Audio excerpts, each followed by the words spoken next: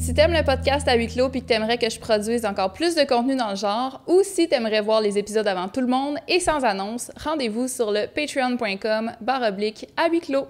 J'en profite pour remercier tous mes patrons actuels. Valérie, merci de ta présence au podcast. Bonjour. Les gens étaient super contents, étaient super excités de savoir que tu allais venir parce qu'ils te connaissent. Ah! À cause de ton... principalement ton TikTok, dernièrement, je pense qu'il a vraiment grandi. Tu te fais connaître par ça. Tu as commencé avec un blog, par exemple, si je me trompe pas. Oui, c'est ça. En 2015, j'ai commencé avec un blog un petit peu par erreur. Ben, je veux dire par hasard. J'avais rendez-vous chez le dentiste et là, il y a quelqu'un qui m'a proposé d'écrire ce que je ressentais parce qu'à chaque fois que j'allais chez le dentiste, j'en avais pour 2 semaines à m'en remettre. Ah oui. Alors, j'ai écrit mon impression, comment je me sentais. Et quand je l'ai relu, j'ai trouvé ça drôle. J'ai trouvé ça amusant à écrire, mais en même temps, ça donnait plein d'informations. Mais c'est comme si je m'étais déchargée d'une partie de ce qui m'avait envahi sur papier. Puis au lieu de prendre 2 semaines, ça m'avait pris 3 jours. Ça t'avait libéré. Oui! Puis là, j'ai posté ça, puis je me disais, hey, si je pouvais avoir là, juste 100 personnes abonnées qui interagissent, avec qui je peux discuter de ces choses-là, ça serait tellement merveilleux. Mais c'est pas vraiment ça qui s'est passé. C'est beaucoup plus que 100 personnes, finalement. C'est ça. À quel âge t'as eu ton diagnostic? Est-ce que ça a été tardif? Oui, ça a été vraiment tardif parce que je suis née en 77. Déjà, c'était pas connu. Donc, j'ai plus d'observations cliniques et de micro-diagnostics. C'est-à-dire que c'est plus, mettons, on va dire, c'était pas dyspraxie dans le temps, mais ça s'appelait, il disait problème de coordination, d'orientation dans l'espace, problème avec l'aspect social, mais avec d'autres termes que ceux qu'il y a maintenant. Puis il y avait des peut-être, mais je cadrais dans aucun. Donc oui, il y a certains symptômes de ça, mais on savait pas ce que j'avais. Et une fois que j'ai eu des enfants, je voulais vraiment pas faire de processus de diagnostic parce que j'avais peur d'avoir un truc grave pour lequel ils voudraient me donner de la médication. Et je savais, pour l'avoir essayé, que ça me faisait pas du tout. Puis là, je me disais, si je veux pas prendre des médicaments, qu'il faut que je prenne parce que supposément que c'est important. Puis que là, la DPJ me suit pour mes enfants. Tu vois le genre j'étais assez méfiante. T'imagines le pire, là. Ben, je suis très prudente dans la vie, puis j'ai souvent peur de différentes choses, mais je suis très prévoyante aussi. Mais ça fait aussi que l'autre côté de la médaille qui va être... Je vais être inquiète facilement de conséquences possibles. Puis, en plus, souvent, j'ai raison. Vraiment trop souvent. Donc, puis là, il y a quelqu'un qui m'a rencontré au terrain de camping. J'avais pas d'amis dans ce temps-là. Et là, j'étais avec mes enfants, on a joué à la pétanque, tout ça. Puis elle m'a observée, puis elle a dit, je l'ai vu tout de suite, elle a dit comment tu tenais ton livre, comment tu te plaçais avec tes enfants, la façon dont tu lançais ta boule de pétanque, comment tu parlais, tout ça. Mais elle travaille là-dedans. OK. Donc, elle a vu par tous les trucs, elle dit, tu n'imagines même pas tout ce que j'ai vu. Mais elle m'a pas dit c'était quoi. Okay. Puis à un moment donné, après quelques années, elle m'a proposé d'aller faire un processus. OK. Ce que je craignais.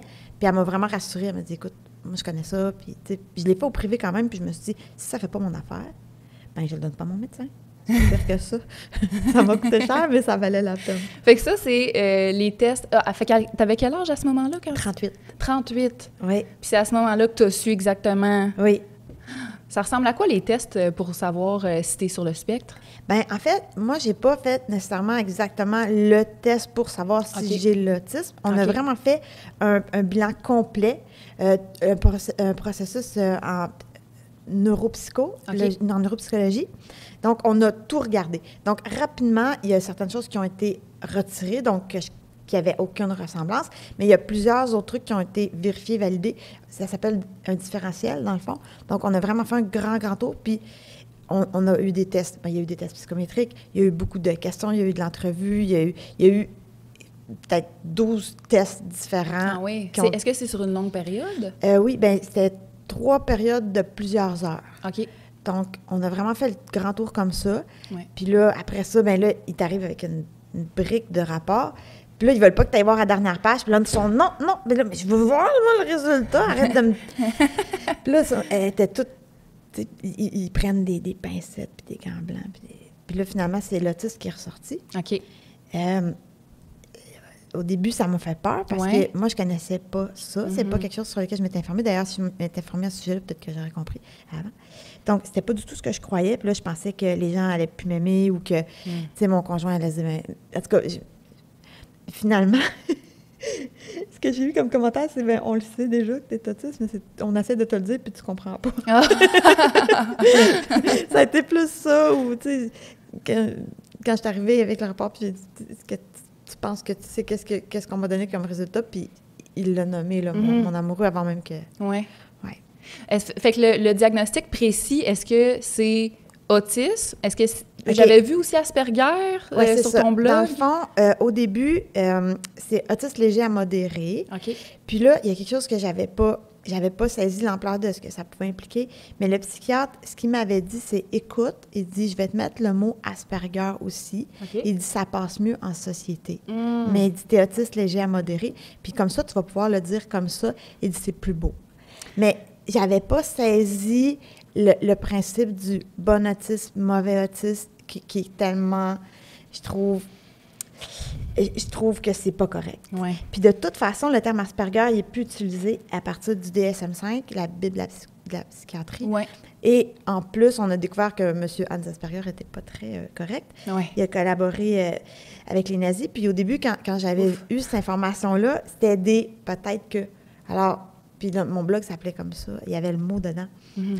Puis finalement, à un moment donné, il y a eu des recherches plus poussées, puis de la documentation officielle que là, on a su comme... Bon, puis là, je ne peux pas juste laisser ça, ce nom-là. Alors, j'ai changé pour bleuet atypique, et je me suis dit qu'il n'y a rien qui pourrait déranger. Bleuet parce que je suis au Saguenay, puis atypique, bien, ils auront beau changer 20 fois le nom du diagnostic, on ne sait pas qu'est-ce qu'ils peuvent... Ça fonctionne bien. Ça se peut que dans 20 ans, ça ne soit plus le même mot. Ça te représente super bien. En plus avec tes cheveux bleus. Les petits bleuets. Oui, c'est ça. Plus je me renseigne là-dessus, plus je me rends compte que homme versus femme, c'est super différent. Les femmes sont généralement diagnostiquées vraiment plus tard. Oui. Est-ce que tu as une... Oui. Tu saurais pourquoi? Oui. OK. Premièrement, mettons, je vais donner un exemple, les intérêts spécifiques. 90% des autistes en ont. Chez les garçons, ça va souvent se diriger vers des choses un petit peu qui vont plus mettre une alerte aux parents. Les trajets de métro, les trucs de train, des choses très, très intenses qui ne servent pas nécessairement directement à quelque chose. Et chez les jeunes filles, on va très souvent avoir les chats, les chevaux, l'art. C'est des trucs qui peuvent beaucoup plus facilement passer pour une passion, on va dire, normale. Ouais. Ça, c'est une des choses. Deuxièmement, au niveau émotionnel, la femme est plus sensible que l'homme. Après ça, on pardonne beaucoup plus une jeune fille qui va être en retrait, gênée, discrète, toute petite, qu'un garçon qui ferait ça, qui, lui, doit prendre un peu plus de place dans la norme de la société. La société. Ouais. Après ça, les filles sont meilleures pour imiter et pour copier les gens et faire semblant. Ce qu'on appelle le masking. Oui. Et moi, ça, je le pratiquais beaucoup à l'école primaire. Au début, ce que je faisais, c'est que je me prenais une personne. Puis je la regardais toute la journée, puis je faisais tout ce que la personne faisait. Mais je me plaçais comme elle, j'essayais d'imiter ses jambes, j'essayais de tout imiter. Ah ouais. Mais là, je me faisais reprocher d'être tout le temps en train de regarder quelqu'un, et c'était intimidant pour la personne. Alors, ce que j'ai fait plus tard, c'est que je prenais les jambes d'un, la main de l'autre. Là, je regardais, là, puis là, j'essayais de me placer, OK, lui, comme ça. OK, il dit ça comme ça, j'essayais d'imiter. C'était pas très réussi. Ça devait prendre beaucoup de place aussi, mentalement. C'est extrêmement lourd parce que tu es toujours en faire semblant. C'est comme si tu étais en jeu d'acteur permanent. Puis j'avais une comparaison hier que j'ai donnée. Mettons juste le flapping, OK? Ouais. Quand j'ai de l'enthousiasme, c'est sûr, ou quand j'ai une petite peur, comme une fois, il y a un oiseau qui a sorti de la neige, puis... Bon, je n'ai fait beaucoup du flapping cette fois-là, et c'était pas un truc grave. Mais mettons juste ça. Ça passe pas très bien en société. Moi, je compare ça imagine à chaque fois que tu bailles, si moi, je te mets un doigt dans la bouche, tu vas couper quelque chose qui est comme vraiment... Il faut que ce soit là. Et tu vas pas mourir de ça. Je vais pas te blesser en te mettant le doigt. Mais c'est bien tannant. C'est vraiment difficile. Ça écrase, on se sent coincé. Et c'est une tâche qui est lourde à porter. Juste gérer le regard extérieur, c'est vraiment... ça, c'est très négatif. Ouais. Quand tu as eu ton diagnostic, sur le coup, ça t'a fait un peu peur parce que tu connaissais pas ça. Par la suite, comment tu t'es sentie? Est-ce que ça t'a soulagée? Est-ce que... Bien, oui, puis c'était spécial parce que j'avais jamais, mettons, lu de la documentation qui m'expliquait. Puis là, mais c'est vraiment ça, vraiment ça. Puis j'ai plusieurs choses sur lesquelles je suis plus sur le profil gars et d'autres filles. Fait que pour moi, c'était encore plus facile d'aller vraiment chercher il y avait tellement de ressemblances, ça n'avait aucun bon sens. C'était comme l'explication de ma tête. Puis là, ça me disait pourquoi je fais ça. Puis ce qui était merveilleux dans ce processus-là, c'est que, tu sais, on veut toujours trouver des raisons à tout. Puis tout le monde a ses petits, on va dire, drames de vie ou peu importe. Alors, à chaque fois qu'il y avait quelque chose dans mon comportement que je savais être différent, je l'associais à des trucs négatifs de ma vie. Parce que dans le fond, si tu fais quelque chose de différent, c'est probablement parce qu'on agit différemment avec toi. Alors, toutes les petites choses, et dans ma tête, il fallait que je les attache à quelque chose pour que ça soit logique, que ça se tienne. Alors, je croyais être le produit, le résultat d'un paquet de choses extrêmement négatives. Alors que quand j'ai compris que j'étais née comme ça,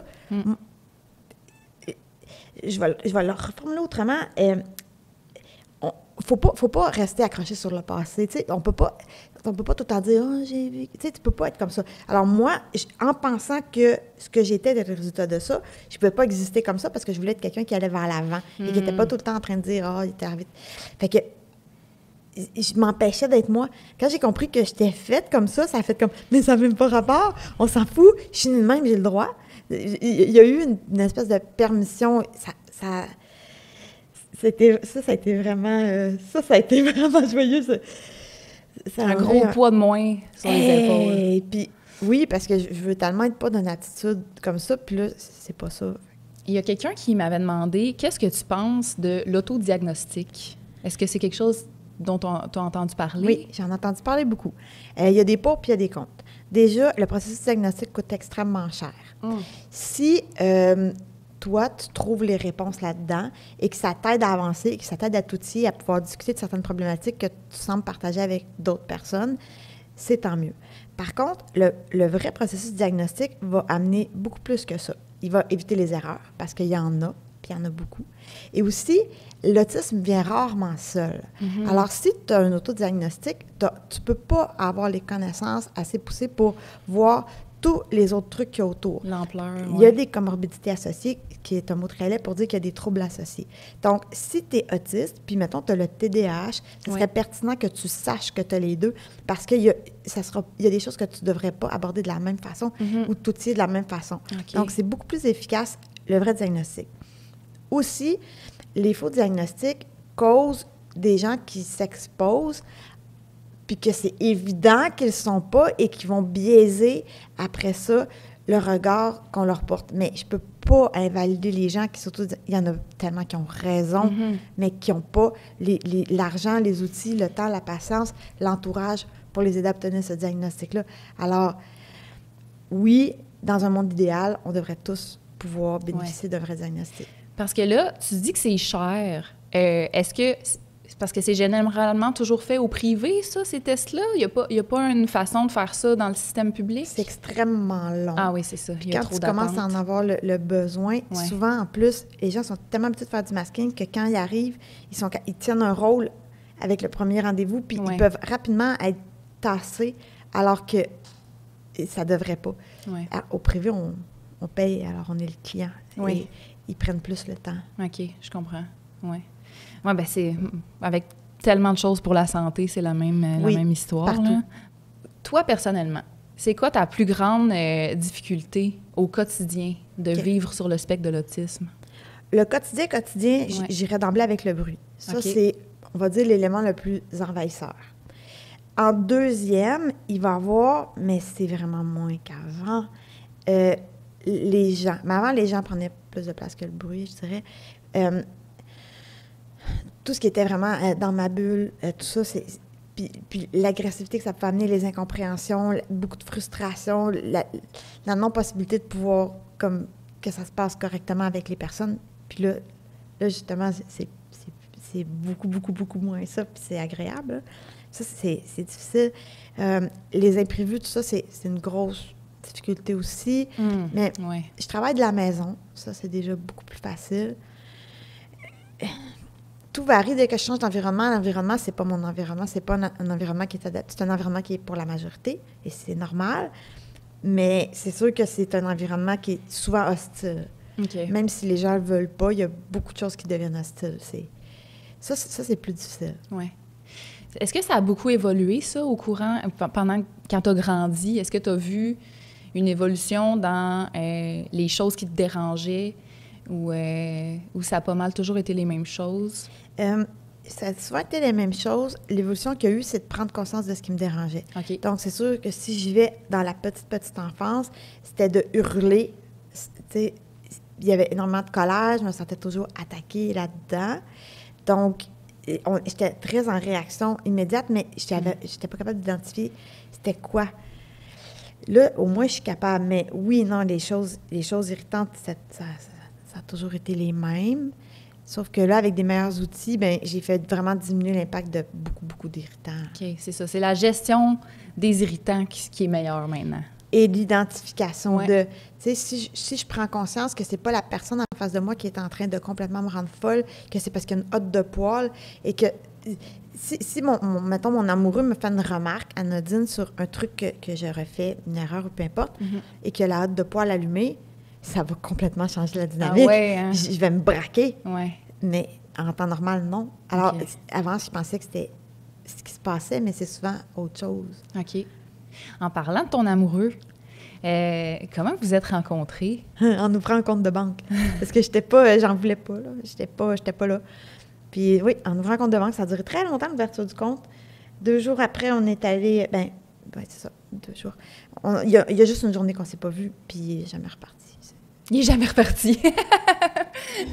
Est-ce que les relations amoureuses, avant de le rencontrer, c'est quelque chose qui prenait une grande partie de ton... Est-ce que tu avais un grand intérêt vers ça? Ou qu'est-ce que tu pensais de ça dans ta vie? J'étais en couple, Ouais. mais je me rends compte que je comprenais pas vraiment comment ça fonctionnait correctement.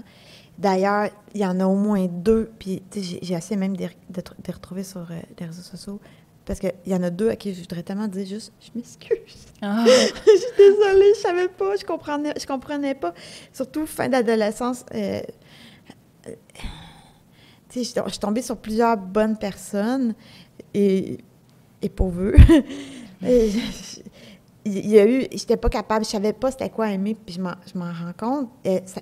J'ai eu un enfant que j'élevais seule avant de rencontrer mon amoureux. OK. C'est ça qui m'a débloqué l'amour et ça m'a pris 1 an pour m'attacher à cet enfant-là et ouvrir cette affaire-là qui n'existait juste pas. Tu sais, j'avais, mettons, une attirance physique, un intérêt envers quelqu'un, il se passait des choses, j'avais pas envie de faire du mal à la personne, mais je me rends compte qu'il y a une espèce de lien que j'avais avec aucun humain. Je l'avais juste pas. Ah ouais. Et c'est le bébé qui m'a tranquillement amené ça, puis c'est physique aussi, puis au début, le bébé, ça m'attaquait, là. Fait ça a été très difficile de trouver Au niveau du bruit, ça doit être quelque chose? Le toucher aussi. Oui. Oui, au début, c'était très difficile, mais je faisais tout ce qu'il fallait. Tout ce qui était écrit dans le livre, puis les câlins, tout ça, je le faisais, mais c'était... À un moment donné, on trouve des manières que, de même, c'est puis de telle façon. Puis tranquillement, je me suis rendu compte que, bon, OK, ça peut être bon, mais il faut juste que je me respecte là-dedans, puis que je vois qu'est-ce qui m'attaque. Oui. Puis c'est ça, mon fils avait 18 mois quand j'ai rencontré mon amoureux, puis finalement, il l'a adopté. Ah, officiellement? Oui. Wow, c'est trop cute. Bravo. Ton amoureux, lui, il n'est pas sur le spectre? Non, pas du tout. OK. Il y a une question qui revenait, moi-même, je suis très curieuse de savoir comment tu as vécu ça. La grossesse et les accouchements. OK, je sais. Je me fais demander tellement ça, puis je me dis, ça va être tellement long à expliquer. Mais je peux résumer un peu. Je vais dire... C'est pas grave si c'est long. Non, mais, ouais. En bref, un choc traumatique. Ouais. Pour vrai, c'est l'envahissement, ça n'a aucun sens. Pour ce qui est de la grossesse, c'est l'impression d'avoir un alien. C'est comme un poison qui te gratte, mais qui te gratte par dedans. Là. Écoute, pour vrai, la sensation, c'est... physiquement, j'avais l'impression de me faire racler de l'intérieur. C'était une horreur. Wow. Après ça, l'accouchement en tant que tel, choc post-traumatique. Le premier accouchement, un gros choc post-traumatique avec des conséquences au niveau médical, tout ça. Puis, ouais, c'est ça. Je suis pas encore capable d'aller tout à fait là. Il va falloir que je me prépare mieux que ça. Ben oui. Mais, ouais. C'est correct. Ça a été vraiment c'est bien correct. Puis, aux autres, ça a été mieux. Ça a été vraiment mieux. J'étais plus préparée. Mais la grossesse, non.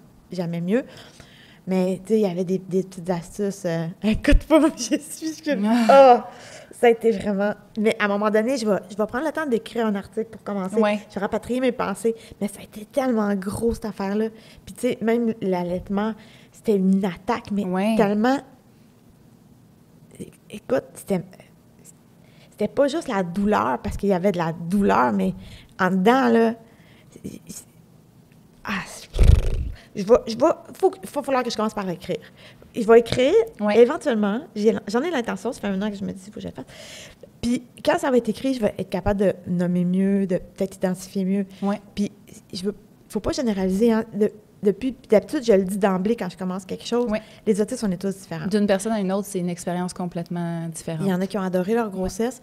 Par contre, il y a plein de choses qu'on partage avec plein d'autistes. Donc, ce que je nomme là, il y a d'autres autistes qui vont l'avoir ressenti. Puis, ce que je trouve terrible, c'est que on nous apprend toujours que c'est que beau. Ouais. Que c'est que beau, la grossesse, que c'est donc bien merveilleux, que oui, il y a un inconfort, puis oui, il y a une gestion d'oreiller, puis OK, on peut plus se coucher d'une manière, mais on nous dit jamais que ça peut être ça. Puis la culpabilité embarque, puis quand tu as ton bébé, puis tu ressens rien à part ça m'attaque, mais je voulais en prendre soin correctement, c'est extrêmement culpabilisant. Fait que là, ça met une étape d'anxiété de plus. Mais oui. Puis une des premières choses que mon conjoint a dû défaire, puis il a travaillé fort pour casser ça, j'aime pas le mot casser, mais cette fois-là, c'était vraiment ça, c'est de casser la perfection que je voulais absolument atteindre. Si le livre disait que c'était comme ça, puis je voulais rien déroger. Donc, l'enfant devenait un truc technique à gérer. Puis lui, mais à un moment donné, j'ai fait confiance, puis j'ai fait, OK, là-dessus, je vais me retirer, fais cette portion-là, on va voir ce que ça donne. Puis bien oui, ça prend de flexibilité, puis tu peux pas suivre le livre. Non, c'est ça. Puis quand il a amené ça, j'ai vu qu'au niveau, pour l'enfant, c'était bon, c'était sain. Alors là, j'ai fait, OK, faut que je casse le livre un peu. Tu sais, c'est une base. Ouais. Mais quand on est autiste, on est très rigide, souvent. Et si tu me dis, pour être une bonne mère, il faut que tu fasses ça comme ça, et c'est 45 minutes, je vais le faire 45 minutes. Après 46 minutes, bébé, il a besoin, pas besoin, c'est fini. Tu sais, j'arrivais pas à nuancer ça. Je pense que même pour les neurotypiques, c'est bien compliqué. Là. Il y a tellement de façons d'être une bonne maman. Là. Mais tu as un entourage puis une flexibilité dans ta tête. Oui. C'est sûr ce que j'avais pas. C'est ça. Physiquement, tu sais, c'était tellement dur. Merci pour ton partage. Hey, je mettrai, quand ton article va sortir, je le mettrai dans les commentaires. Il est loin d'être prêt. Écoute, c'est vraiment... Ça prendra le temps que ça prendra. J'ai encore de la réflexion à faire. Là. De ce que j'ai vu dans tes TikTok, tu as l'air d'avoir une super belle relation avec tes enfants. Qu'est-ce que les gens de l'extérieur, est-ce que tu reçois souvent des jugements ou des interrogations par rapport au fait que tu as des enfants? Encore aujourd'hui? Non. Ça, c'est... Des questions, oui, mais pas de jugement. Okay. On ne m'a pas jugé par rapport à ça. Puis en plus, je fais quand même un travail assez impeccable avec les enfants. Il y a des trucs que je sais que tous les livres disent qu'il faut faire ça comme ça. Puis justement, maintenant, j'ai comme compris qu'on peut plus s'écouter, là. Mais je suis très... Écoute, si, mettons, j'étais mes enfants puis il fallait que je choisisse un parent, je me prendrais, là. Ils ont bénéficié énormément de stimulation intellectuelle. Énormément. Là. Ça a été épouvantable. Après ça, les activités extérieures, les sports, les activités physiques, tout ce qui est...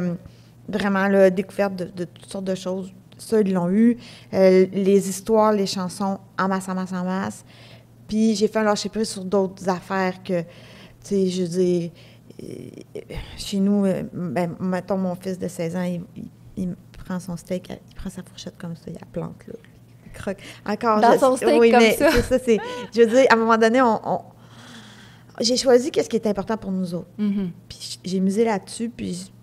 Regarde, le reste, il y aura une blonde plus tard pour le c'est ça. Je le ferai dire par quelqu'un d'autre. J'ai déjà dit, mais j'ai pas... Il doit exister des programmes de soutien pour les gens qui sont sur le spectre. Oui. Est-ce que toi, tu en as bénéficié? Pas vraiment. Quand j'ai eu le diagnostic, je suis encore allée au privé pour recevoir de l'aide. Puis au début, j'ai commencé avec des psychologues. Puis c'était un désastre monumental. Il n'y a rien à faire. Et finalement, j'ai fini par trouver une psychoéducatrice. Okay. Et c'est elle qui m'a fait le plus progresser, mais de façon majeure. Elle n'est pas là à essayer d'aller toujours... il y a quelque chose de très difficile avec les psychologues, c'est que, mettons que tu leur présentes plusieurs événements de ta vie, éléments de ta vie, eux, ils sont certains que, mettons, cet événement-là est un gros truc ultra prioritaire, puis que tout est attaché là. Et on leur présente des événements anodins qui, pour nous autres, sont extrêmement difficiles à vivre. Puis je sais que c'est cet événement-là qui va m'envahir complètement. Et pour eux autres, mais non, mais c'est rien, c'est banal. Non, si tu te fais des idées, ça peut pas. Tu comprends pas, là. Et c'est pas... Pour toi, c'est pas banal. Non. Puis je sais que ça a l'air de rien, mais si c'est ça qui m'envahit complètement, alors que c'est rien, bien, c'est là-dessus qu'il faut aller travailler. Puis la psychoéducatrice, elle comprenait ça. Je pouvais arriver, puis j'y donnais cet élément-là. Fait qu'elle disait, OK, qu'est-ce qu'on fait avec? On va analyser, bon, pourquoi, mettons, la personne agit comme ça? Toi, qu'est-ce que tu peux faire en réaction? Quel genre de conséquences ça va avoir? Puis là, on était vraiment en analyse plus technique. Puis elle m'a appris, elle m'a aidé à apprendre à me connaître et je ne me connaissais pas. Mais c'était fou à quel point. Puis par des exercices assez simples, de réaliser comment j'étais, juste avoir ce regard-là sur moi, puis juste qu'est-ce que j'aimais. Je savais même pas ce que j'aimais. C'est fou, là. Puis j'avais pas pris de temps parce que je savais pas qu'on pouvait faire ça. Décider qu'est-ce qu'on aime. Mais après, là, elle établit on a trouvé les 6 valeurs de base, et c'est pas du tout ce que je pensais, mais une fois que je m'écoute puis que je me laisse vraiment aller, il y a 6 trucs qui ressortent. Et là, j'ai fait un espèce de grand tableau. J'ai donné une couleur à chaque valeur, parce que je l'ai fait dans le logiciel, je pense que c'est iThought, quelque chose comme ça. C'est comme en arborescence. Ouais. Et là, mettons, j'allais nommer une personne, un lien d'amitié ou quelque chose, un lien quelconque. Et là, je mettais les drapeaux dessus. Est-ce que ça correspond à mes 6 valeurs? Et là, il y a des activités que je pratiquais. Et là, il y avait 1 drapeau, 2 drapeaux. Je fais, ça marche pas. J'ai changé plein d'affaires. J'en ai rajouté d'autres. J'ai choisi où est-ce que je mettais mon énergie. Elle a resté. Tu sais, il y a comme un genre, c'est ça, un ménage que j'ai fait de cette façon-là qui est extraordinaire. Elle avait tout à fait plein de drapeaux. Oui, mon amie est là, c'est pour ça, pour ceux qui ne voient pas. Ça, c'était fou, là, c'était extrêmement soulageant. Il y a des choses que je faisais par... Et je ne sais même pas pourquoi, je n'aimais même pas ça. Puis ça prenait plein de temps, puis plein de place, puis plein d'énergie. Fait qu'elle t'a aidé à mieux te connaître toi-même, vraiment. Ouais. Est-ce que, je ne sais pas si tu es au courant, si pour les plus jeunes qui seraient sur le spectre, est-ce que dans les écoles, il y a du soutien pour eux? Bien mieux qu'avant. Oui. Ah oui. Il y a beaucoup de soutien. Ouais. Il y en a énormément. C'est jamais assez, Ouais. mais c'est jamais assez dans rien. Je veux dire, Ouais. mettons, il y a des manques criants, épouvantables, mais c'est comme ça pour tous les autres besoins. Oui, c'est clair. Donc, c'est ça. Mais il y en a beaucoup plus qu'avant. Oui. Est-ce que ça ressemble à quoi comme aide? C'est des psychoéducateurs? C'est... Bien, déjà, il y a des classes à effectif réduit. OK. Ça peut aider. Après ça, il y a des classes adaptées, tout ça. Après ça, ils peuvent avoir des plans de... Je sais plus quoi, je m'en rappelle jamais. Mais il y a un plan d'intervention à l'école où est-ce que ça a l'air d'un gros mot pour intervenir puis pour faire du mal, mais non, pas du tout.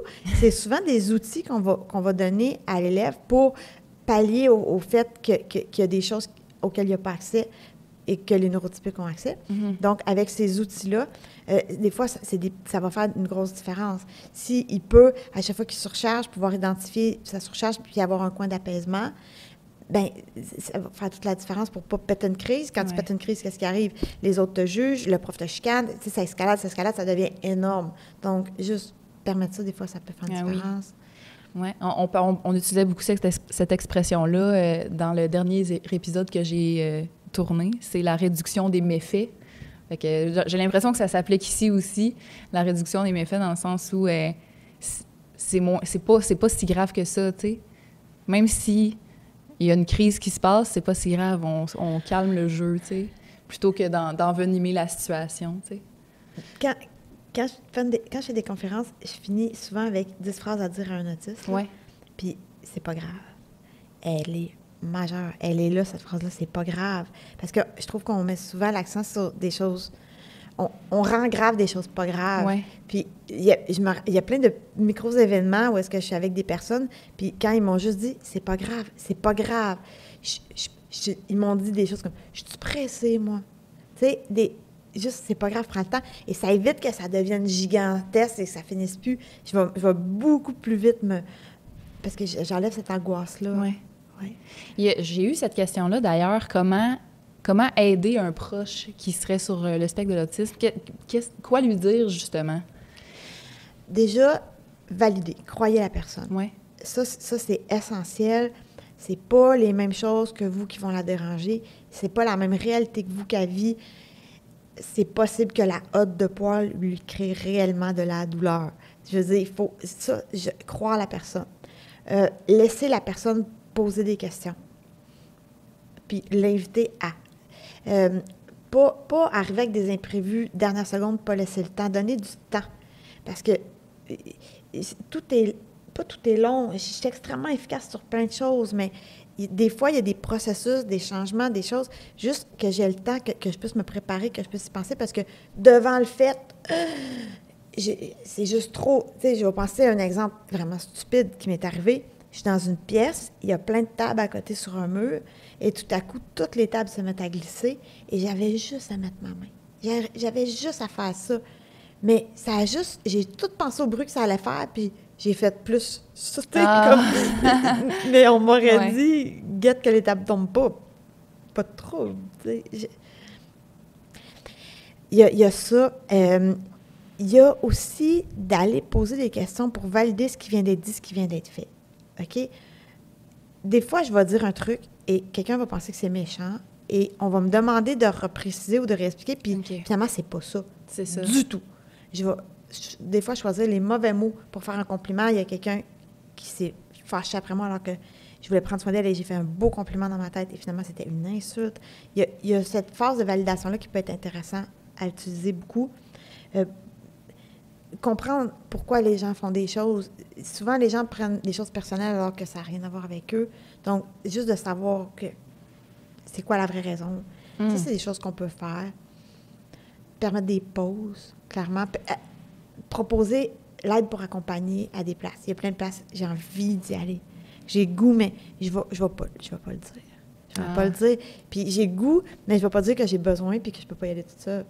Je veux dire, quelqu'un m'invite, je vais pas dire, ben je peux, mais il faudrait que je sois accompagnée. Tu sais, ça... Ouais. C'est ça. C'est plein de choses comme ça. Puis chaque personne est différente, mais... Une autre question pour en revenir à comment toi, tu as décidé d'aller faire les tests au privé. Bien, pas les tests, mais... c'est des tests. Ouais, okay. Oui, j'ai fait plein de tests. Il y a quelqu'un qui me demandait si moi, je pense que j'ai un proche qui pourrait peut-être être autiste, c'est quoi ma place là-dedans? Est-ce que, pour essayer de lui faire rendre compte que peut-être il faudrait faire les tests ou pas, c'est quoi la place de cette personne-là dans l'histoire de l'autre personne, dans le fond, tu sais? Bien, je pense que c'est du cas par cas. Il faut Ouais. y aller vraiment délicatement. Il faut peut-être identifier si la personne en a besoin, parce que ça se peut que la personne elle soit super heureuse comme ça, puis qu'elle ait trouvé sa petite façon de fonctionner. Puis... Mais peut-être vérifier si... Mettons là qu'il y a un problème tout le temps. Mettons, la personne a dit « Moi, je suis pas capable de faire l'épicerie. Je suis pas capable de faire l'épicerie. » Si on lui disait « Mais t'aimerais-tu ça savoir pourquoi? » Puis t'aimerais-tu ça comprendre, puis peut-être mieux être outillé pour pouvoir faire cette tâche-là? C'est-tu quelque chose qui pourrait te plaire? Ouais. Ou, tu sais, de tenter le terrain un peu, parce que tu peux pas arriver à quelqu'un puis dire « Je pense que t'es autiste. » Ben non, c'est ça. Il y en a que ça peut passer, mais tu prends de chance. Là. Oui. La personne risque de se braquer. Oui, c'est ça. Oui, c'est clair. Ah non, faut être doux dans cette approche-là. Là. Mon amie, elle avait attendu en termes d'années. Oui, c'est ça. Puis elle m'avait fait boire pas mal de vin, puis j'étais comme vraiment plus rieuse, puis là, c'était plus, ben là, tu sais, elle me dit, t'es pas neurotypique, c'est quoi, tu sais? Elle dit, t'as quelque chose. Elle dit, je sais que t'as quelque chose. Puis là, mais tu sais, moi, je trouvais juste ça drôle, puis là, on est comme allé sur Internet, elle m'a fait faire un genre de mini-test de 12 questions de trucs, puis ça me dit vraiment, puis c'était direct ça. Puis elle dit, là, mais tu sais, ça s'est fait en riant, puis ça s'est fait dans un contexte très ludique, où est-ce que c'était niaiseux, tu sais, un test de 12 questions sur Internet, ça donne pas de diagnostic, mais non. Si j'avais eu tout faux, ben... Oui. Ça donnait un petit indice, mettons. Oui, c'était juste drôle. Ouais. Est-ce que tu as déjà pensé à avoir un chien d'assistance? Oui. Ma fille en a un. OK. Moi, ça serait pas quelque chose qui m'aiderait. J'ai mon petit chien qui est apaisant, mais il est aussi envahissant. OK. Il est les deux. Tu sais, je veux dire, c'est ma collation sensorielle, il est super le fun, il est chaud, il est affectueux, il est merveilleux, mais il est dedans. Puis, je suis toujours inquiète des choses outre mesure, de façon démesurée. Écoute, je prends un ascenseur seul et je m'imagine que je ne laisse avec un chien. J'y pense. Je veux dire, je pense à toutes les... Si j'avais ça, si c'était comme ça, à tout ce qui pourrait se passer. Alors, je serais toujours inquiète. D'ailleurs, j'ai beaucoup de misère à gérer mon inquiétude face à mon chien. Ah oui. C'est très envahissant. C'est un problème, puis je suis pas sûre que je vais en avoir un autre après. OK. Je suis toujours dans vouloir que ça se passe correctement, que l'autre soit bien, puis l'animal aussi. Oui. Fait que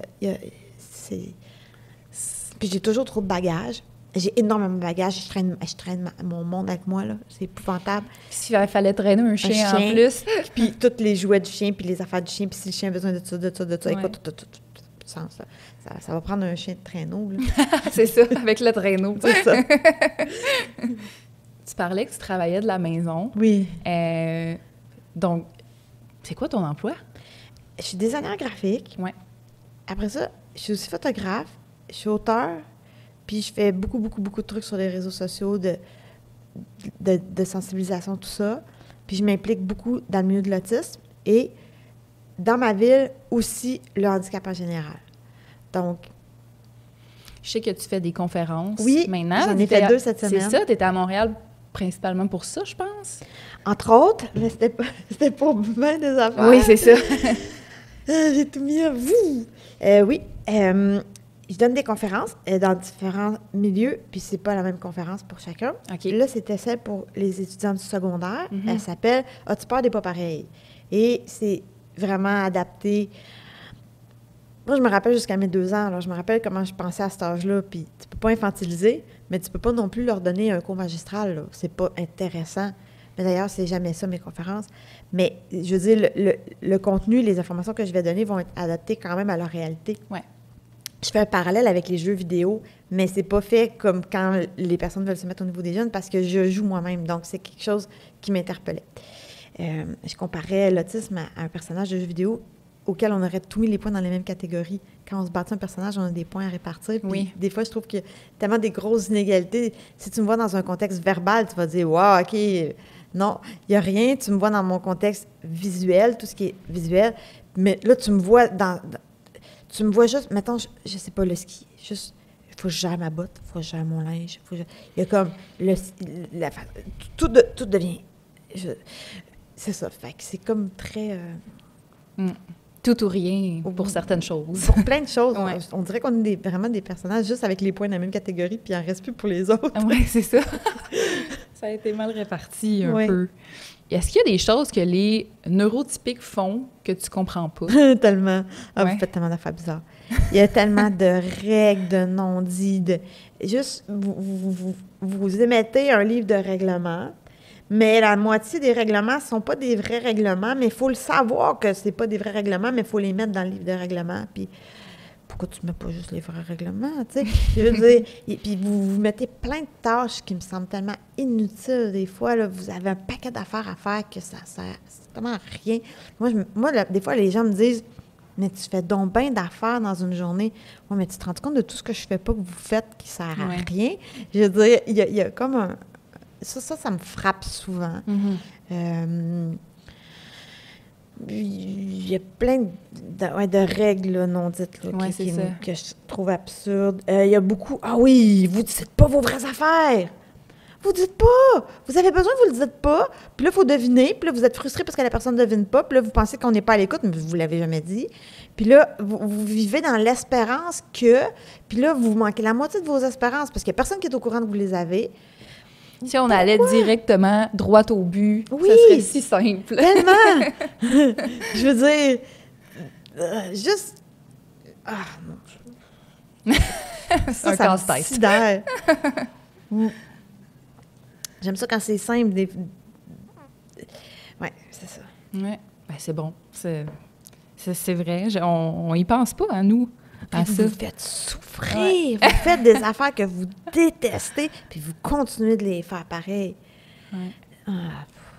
Est-ce qu'il y a des emplois qui seraient plus adapté aux personnes neurodivergentes. Oui, clairement, mais ça va varier d'une à l'autre. C'est ça. Tu sais, je connais des autistes qui n'ont aucun problème avec le bruit. Donc, tu sais, moi, c'est sûr que je vais dire tout de suite, OK, il ne faut pas de bruit, il ne faut pas ci, il ne faut pas ça. Donc, moi, personnellement, je pense, dans le fond, il faut s'adapter. C'est quoi les enjeux pour la personne? C'est quoi les grands trucs qui vont vraiment rendre son contexte difficile? Oui. Éviter ça. Oui, puis aller miser sur les forces. Parce que souvent, on vient avec des grandes forces. Puis il faut aller miser là-dessus parce que tout est là. Si tu me mets à la bonne place, je serais le rêve d'un employeur. Je veux dire, parce que je vais vraiment faire ce qu'il faut. Mais hier, je fais des photos. Je me suis entendue avec la personne pour les photos, puis tout ça. Puis on était 2 photographes sur place, justement, parce que j'ai dit qu'est-ce que j'étais capable de faire, puis qu'est-ce que je n'étais pas capable de faire, ou qu'est-ce qui me rendait inconfortable, puis qui ferait que le reste, j'allais moins bien le faire. Donc, tout est beau, tout ça. Là, il y a un monsieur qui vient me voir. « Ah, tu prends une photo? OK. » C'est probablement l'autre photographe, je ne suis pas sûre, parce qu'après ça, je ne le reconnaissais plus, là. Puis là, il me dit, ça te dérange-tu? Là, il faut que je fasse telle chose. Va faire les photos de telle affaire. Je comprenais rien. Ah. Il y avait un groupe, il y avait il y avait du son, il y avait des conversations. J'avais quelque chose à faire déjà dans ma tête que je m'étais fait mon idée. Puis là, il me répétait son affaire, puis j'étais comme, je peux pas. Puis là, je voyais qu'il comprenait pas, puis je comprenais rien de toute façon de la tâche qu'il essayait de me donner. Puis à un moment donné, je lui ai dit, écoute, je suis autiste. Là, Mélanie, elle m'a dit qu'est-ce que je devais faire et j'ai dit qu'est-ce que je pouvais faire et on s'est entendu sur qu'est-ce que je faisais. Il faut que je fasse ça parce que là, je peux pas. Ouais. Puis là, il a arrêté, il a compris, puis après, il est revenu me voir, puis tu sais, c'était correct. Ouais. Mais si tu ne sais pas que la personne est autiste, c'est la même chose dans le milieu du travail. Je peux devenir totalement incompétente en 2 secondes, mais par contre, si je suis dans mon champ de compétences, je vais être vraiment à la coche, puis je vais travailler bien, puis je vais être rigoureuse. Mais tu me mets quelque chose que je peux pas faire, puis... Ah oui. Un fusible qui saute. Est-ce que tu as entendu parler de l'émission Love on the Spectrum? Oui, mais l'affaire, c'est que quand j'écoute des émissions comme ça sur Netflix, puis tout ça, je fais mes tâches en même temps. Oui. Puis, comme mettons, tout ce qui est lavage, pliage, tout ça. Puis, des fois, j'ai carrément le film dans ma poche, ou alors je le mets, si j'ai des étages, puis c'est le ménage, ou alors je le mets sur une table ou peu importe, puis je regarde juste quand il y a de la musique, puis ça parle pas. Donc, je mets principalement des émissions où est-ce que j'ai juste besoin des mots. Puis là, quand je l'ai mis, c'était en anglais au début. Ouais. Fait que là, je pouvais pas faire mes tâches en même temps, puis je veux pas écouter quelque chose à part quand je passe du temps avec l'amoureux, on va écouter de quoi. Mais là, j'ai vu qu'il y avait une traduction, je pense, là. Ah, ça se peut. En tout cas, je l'ai mis dans mes favoris. Fait que là, tu sais... OK. Fait que pour l'instant, tu n'as pas d'avis sur cette non. émission-là. OK. Mais j'ai vu des avis. Ouais. Tout le monde est... Ce qu'ils disent, c'est que la première saison, je crois, c'était... Mais je me rappelle pas, je suis plus sûre. En tout cas, je vais laisser faire ça. Je vais correct. laisser faire. Ben oui. Mais, c'est plus si tu l'avais j'aurais peut-être un commentaire, c'est que on n'est pas obligé d'être avec un autiste. Oui. Vraiment pas, au contraire. Ben, ça peut, mais je veux dire, là, tu prends 2 personnes qui ont les mêmes défis, puis les mêmes difficultés, puis les mêmes forces peut-être, puis tu les mets ensemble. Ouais. Oui, ils vont bien se comprendre, mais ils vont moins se compléter, je trouve. Tu sais, mon amoureux, il est à l'extrême du... Ah, ça va être correct. On verra quand on va être rendu là. Puis moi, je suis à l'extrême complètement de la prévoyance. Ouais. Donc, à quelque part, moi, je suis complètement dans mon exagération, mais ça fait un milieu qui a du bon sens parce que toutes les listes d'Excel pour toutes les activités, tout est prêt. Puis lui, à la fin, il va regarder sa liste, mais il n'aurait jamais fait ça sinon. Ouais. Ça, c'est un exemple, mais c'est comme ça sur plein de choses où est-ce que lui, il va beaucoup plus gérer le côté émotionnel des enfants. Moi, je vais vraiment plus être sur le côté technique. Par contre, si c'est médical, là, je suis poche là-dedans. Là, c'est lui qui prend soin. Il est meilleur. J'ai écouté les 2 saisons. Là. C'est vrai que généralement, il essaye de matcher 2 personnes neurodivergentes, mais c'est arrivé qu'il y en avait qui ne l'étaient pas. Ah, OK. C'est arrivé, mais pas souvent, par exemple. OK. Ouais. Est-ce que tu trouves que les personnes neurodivergentes sont bien représentées dans les médias? Ça s'améliore, mais c'est pas assez, mais c'est pas juste pour nous. Dans le fond, ce que je pense et j'y crois, c'est que si tu as tant de pourcentage de gens dans la population qui sont en chaise roulante, il faut qu'il y ait le même pourcentage à la télé, dans les métiers, dans les médias, partout. Ouais. C'est pas normal que moi, je me ramasse avec le préjugé que si je vois quelqu'un qui a un handicap, rapidement, à la télé, mettons, je passe devant la télé puis je vois ça, que je me dise, le sujet, c'est le handicap. C'est pas normal parce que cette personne-là est une personne à part entière qui vit plein d'autres affaires que son handicap. Mais on les voit pas. Les gens sont toujours... Tu sais, il n'y a pas assez de nationalité, de différence. Il faudrait juste que ça soit la même chose. Point. Pas plus, pas moins. Oui. Ça serait si simple si on y allait avec le pourcentage. C'est ce que j'essaie de faire dans mon travail de graphisme. C'est sûr que si je fais une brochure de Ville-Saguenay, bien, je vais mettre peut-être moins de personnes noires parce qu'il y en a moins. Mais si je te fais une brochure de Montréal, bien, je vais y aller avec toute la beauté de la diversité. Tu sais, j'y vais avec qu'est-ce qu'il y a pour vrai. Tout simplement. C'est qui est là, on va mettre ce pourcentage-là. Ouais. C'est pas compliqué. Ouais. Ça, c'est ce que j'aime aussi de la montée en popularité de TikTok. Oui. Parce que là, on voit les vraies personnes. Oui. On voit la vraie réalité des gens. Hey, les préjugés qui sont en train de tomber, c'est fou. Ouais. Comment tu gères ça, ta montée en popularité sur TikTok? Ah, c'est drôle. Ouais. C'est drôle. Bien, des fois, j'y pense pas, puis là, il fallait que j'aille chercher mon fils à l'école, puis là, c'était entre deux périodes, parce que c'était tout fendu, il saignait, puis ça. OK. Il fallait aller à l'hôpital. Puis là, je me suis présentée, mais quand je suis entrée dans l'école, ça a fait comme, tu sais, t'as la vague qui s'en va vers le cours, mais la vague a fait comme... Puis là, ils sont ramassés devant moi, puis ils me regardaient en attendant que je fasse quelque chose. Là, ils pensaient que j'allais faire de quoi, là, tu sais, que je m'en venais faire quelque chose. Ils m'ont reconnu. Là, j'avais rien à faire, là. Là, à un moment donné, je savais plus. Fait que là, je n'ai regardé une, puis j'ai dit, je viens chercher mon fils. Puis là, elle a bien vu que j'étais figée, fait qu'elle a dit, laissez-la, là. Elle va chercher son fils. Venez. Elle a comme... Elle a géré la oui, foule. Mais moi, j'étais juste... Qu'est-ce qui se passe? Ben oui. C'est que là, les gens te reconnaissent maintenant, là. C'était drôle, ça. Ouais. Mais je trouve ça sympathique, puis j'ai eu aucune mauvaise expérience de ça. Les jeunes, mettons, quand ils sont au centre d'achat, des choses comme ça, ils me demandent des selfies souvent. Oui. Avant, les gens demandaient des autographes aux gens, mais oui. Là, ils veulent des photos. Ben oui. Moi, je trouve ça drôle. Là. Puis même, ce que j'ai remarqué, c'est même quand tu reçois des mauvais commentaires, tu réussis à bien y répondre, puis avec humour. Je trouve ça vraiment bien. Mais il me donne ça sur un plateau d'argent, là. Tu sais, si tu me dis quelque chose comme « je m'en bats les couilles, BLC », moi, je vois tout en images. Moi, là, tu me dis ça, je te vois en train de te frapper. Fait que je réponds en disant « je te vois en train de te frapper les réceptacles et je comprends pas ». Puis j'explique que... Puis tu sais, j'en profite pour sensibiliser sur l'autisme parce que j'explique que je vois tout en images. Puis je termine avec « bonne autoflagellation ». Puis le gars à qui j'ai fait ça, il a apprécié, en fait. Puis lui, il a surfé là-dessus après un petit peu. Puis quand c'est extrêmement méchant, je réponds pas normalement. Sauf une fois, j'ai répondu parce que c'était pas moi que ça attaquait. Mais sinon, ou quand c'est trop vulgaire, genre dégueulasse, eux je les efface. Oui, c'est mais ça. Mais j'efface pas les mauvais commentaires, sinon. Ouais. Je les laisse. C'est ça qu'il y a. C'est ça qu'ils ont dit, c'est ça qu'ils ont dit. Ouais. j'aime ça répondre avec humour à ce genre d'affaires-là. Oui. Puis on apprend toujours quelque chose avec toi. Ah, je sais. Tout le temps. Oui. Bravo pour ça. Merci. Vraiment. Mais c'est amusant à faire, par exemple. Ouais. Ça me stimule. C'est créatif, ça me fait du bien.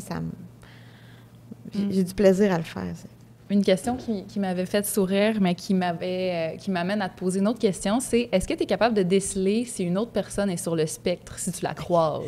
Pas systématiquement, mais tellement souvent. Mais hier, à notre table, il y en avait plusieurs, puis il y en a un que je ne l'aurais pas deviné si je l'avais vu dans un autre contexte. Oui.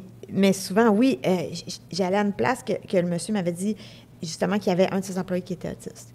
Puis à chaque fois que j'allais là, je voyais aucun autiste. Oui. Puis à un moment donné, un mois et demi après, il y a un gars qui est passé par en arrière. Il n'a rien fait, là. Il n'a rien fait. Mais tout de suite, je dis, c'est lui, hein, ton employé? Il fait oui. OK. Ah, mais il y a des petites choses. Des fois, la posture. Pourtant, il est arrivé sur une affaire qui roule, puis tu sais, il était très habile, mais je sais pas, il y avait quelque chose. Mais ça le fait pas systématiquement. Mais tu sais, ça peut être des doutes, puis des fois, ça peut être autre chose. On partage des choses avec d'autres pathologies, mais souvent, c'est pas les mêmes causes, donc c'est pas les mêmes interventions, donc il y a moyen de faire des erreurs. Si c'était si simple, je ferais, bien, venez-vous-en, puis toi, t'es autiste, toi, t'es pas autiste. Je ferais le diagnostic, puis je ferais de l'argent. En parlant de ça, j'ai entendu dire qu'il y avait souvent, les gens mélangeaient le TDA puis l'autisme, que ça arrivait. Ben, j'ai une cliente qui comprend pas pantoute la différence, là. Ah ouais? 2. Non, j'en ai 2. Ouais, j'en ai 2. Ouais. Fait que je laisse faire parce que je dis... C'est qu'en plus, tu peux être TDA et autiste. C'est ça comme on parlait tantôt. Mais ça s'oppose complètement. Ouais.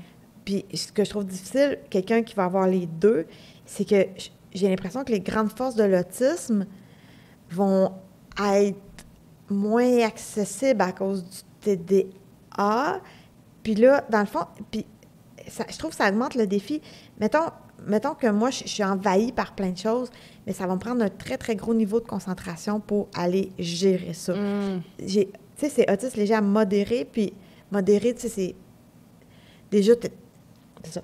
Fait que si j'avais pas cette capacité de concentration-là qui est vraiment impeccable, c'est pas possible que je gère. Ça se peut pas. Je peux pas... Fait que je me dis, tu me mets un TDA là-dessus, oublie ça, là, je vais pas faire ce que je fais. Il y en a qui gèrent super bien, là. Mais bravo, mais ça dépend peut-être par quoi tu es envahi aussi. Oui, c'est ça. Moi, je sais que j'ai besoin de ma concentration à son paroxysme. Tout le temps, sinon ça se désorganise. Est-ce que tu es attirée par les autres personnes qui sont neurodivergentes, pour un sentiment d'appartenance? Est-ce que c'est quelque chose que tu recherches à côtoyer des gens comme ça aussi, comme toi? J'en avais pas vu avant, puis à un moment donné, je me suis ramassée au salon de l'autisme qui n'existe plus, malheureusement. Et là, j'avais écrit un article, je pense que c'est Un pied dans chaque monde ou quelque chose comme ça.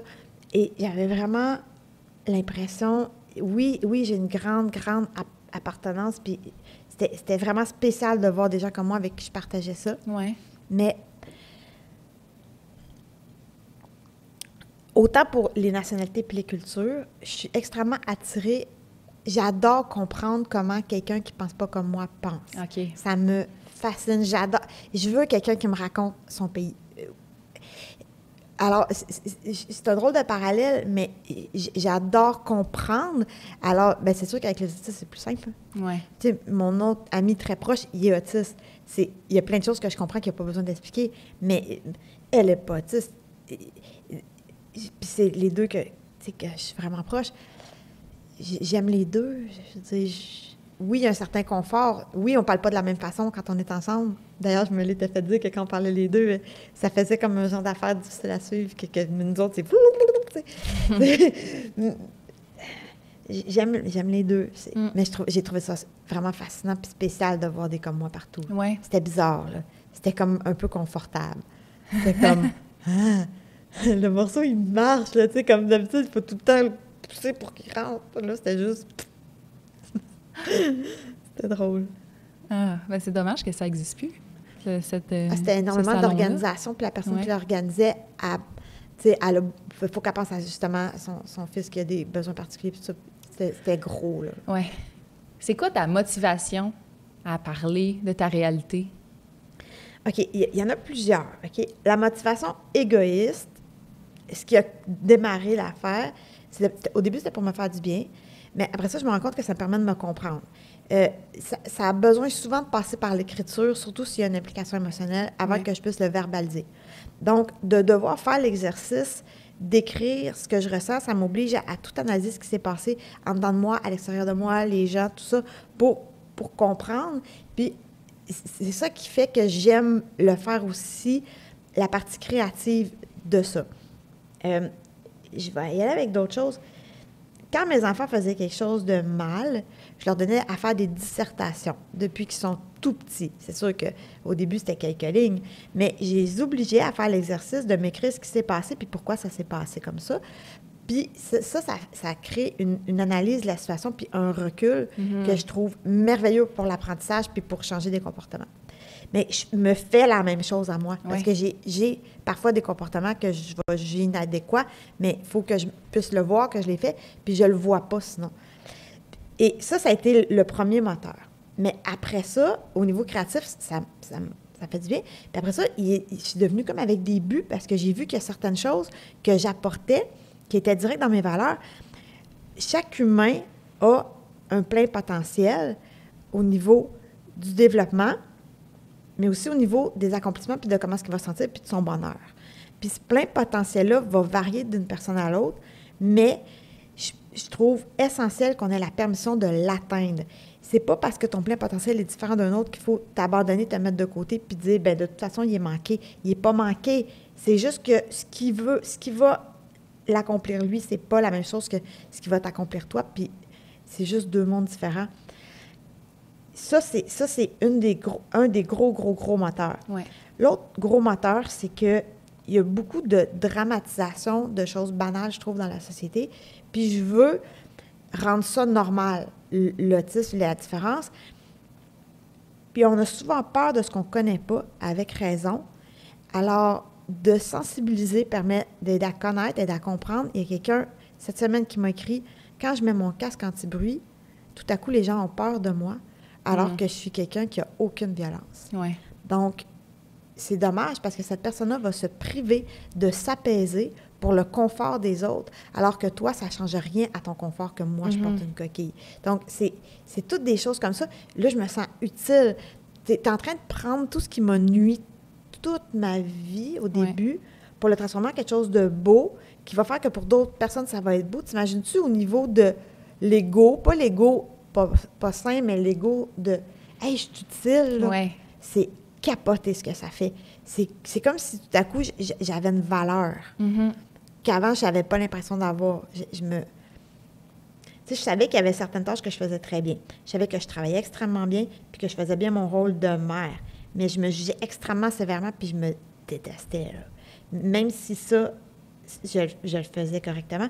Et là, je suis venue à faire comme « Hey, tu fais du bon. Tu as une influence qui... » Tu sais, avant, je me disais, mon influence sur la Terre, c'est que j'ai eu 3 enfants et je vais laisser plus d'humains à qui j'ai pu transmettre des choses, que ça va bien, que pas bien. Mon ratio, tu sais, mais on ne sait pas combien de générations qui vont sortir de ça. Mais là, c'est bien plus gros que ça, là. Ben oui. Là, c'est... Ben oui. C'est rendu énorme. à combien de gens qui te suivent sur TikTok maintenant? Je crois que c'est 179 000. C'est énorme, là. Oui, et des semaines, des fois, c'est 6 millions de vues. Là, ça va monter jusqu'à là, ça, c'est les max. Ça baisse pas en bas de 600 000 vues semaine à peu près. Mais là, il y a eu le changement d'algorithme, puis c'est pour ça que ça parce que c'était plus haut que ça avant qu'ils changent le truc, là. Dès qu'ils ont commencé à mettre le truc payant, ça a fait pour tout le monde. C'est vrai. Ouais. Mais regarde, c'est pas grave, c'est quand même beaucoup. Puis le monde aime ça, ils interagissent, ça leur fait connaître l'autisme. Il y a plein de monde qui m'ont dit hey, « il y a un autiste dans ma classe, puis là, ça va mieux. Je comprends mieux pourquoi il fait telle chose. Puis ils ont envie de les connaître parce que je leur livre que je suis une humaine, moi aussi. Là. C'est ça. J'ai les émotions, ils vont arriver pour des raisons différentes, mais j'ai les mêmes que toi. Tu sais, tu as peur de choses. Moi, j'ai peur de choses qui sont peut-être pas les mêmes, mais on aime des choses, on a des passions, c'est juste... On peut se comprendre. Là, je veux créer des ponts. Oui, je pense qu'il commence à être construit. Là. Ouais, il y en a quelques-uns qui sont déjà construits, je pense, grâce à toi. Je suis contente, vraiment contente. Ouais. Félicitations pour ton beau succès, Valérie, puis merci vraiment beaucoup d'être venue au podcast aujourd'hui. Merci. Petit rappel pour ceux qui aimeraient voir les épisodes avant tout le monde ou si vous voulez simplement m'encourager à produire plus de contenu dans le genre, rendez-vous sur le patreon.com/à huis clos.